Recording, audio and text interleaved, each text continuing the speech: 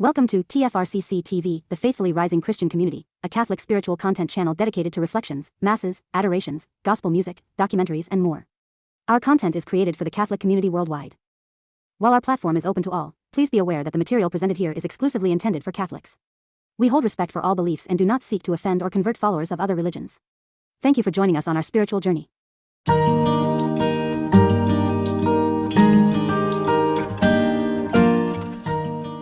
My dear friends, the intention of the Pope for this month, the month of July, is we pray that the sacrament of anointing of the sick is conferred to those who receive it and their loved ones the power of the Lord, and become ever more a visible sign of compassion and hope for all.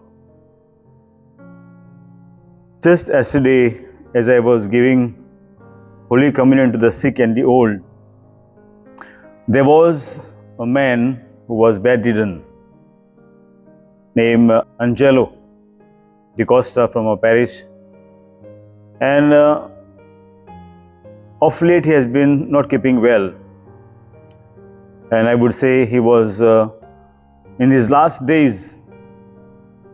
And as I went with the Holy Communion, I saw that the Holy Communion could not be given to him because the food was being put through the pipes. But I gave him the anointing. Though the anointing was given just a month back, I felt that I should give him the anointing. And his family gathered around him and we prayed, and he was anointed. And around 9 o'clock, it was learned that he passed away. This is just one experience of mine. I have many experiences where I have anointed people and they have either died a very graceful and peaceful death, or they have been healed. I am a priest for now almost 22 years, and I can say with conviction the power of anointing of the sick. My dear friends, I feel very sorry sometimes when I go with communion, when I go and people ask sometimes to anoint. Sometimes the people who are in the house, for them, a priest coming home with the communion looks like a priest comes with his duty. It is not a priest who comes, it is Jesus who comes in their house. And we know in the gospel, the last Sunday's gospel, the woman who had a hemorrhage for 12 years, she made efforts to come and touch the fringe of his cloak, and she was made well. We see a deep faith of this woman. But sometimes I'm sad to see the very lukewarm attitude of the people who are in the house. When I go to give communion, they hardly even come to pray. They are busy in the kitchen, or they may be busy in their duties. And it is just I and a sick person who pray, and then I give him the Holy Communion and I go. So also, in anointing of the sick, sometimes the person also is not properly prepared, not properly dressed. It shows our respect, it shows our love for Jesus. Forget about the priest. It is Jesus who comes to your house. And we have seen in the gospel, people who have welcomed Jesus, or people who have made efforts to receive Jesus, it is their faith that has healed them.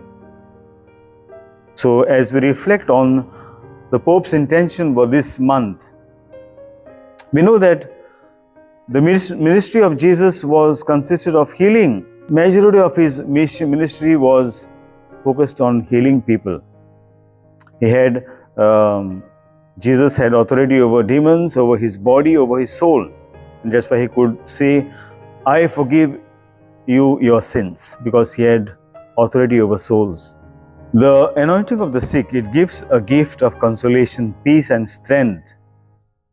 We meet Jesus who strengthens you. Most of the time people are healed, as I said, and in some cases they die a very graceful and peaceful death. Also, it helps the person, sick person, to bear the hardships of suffering.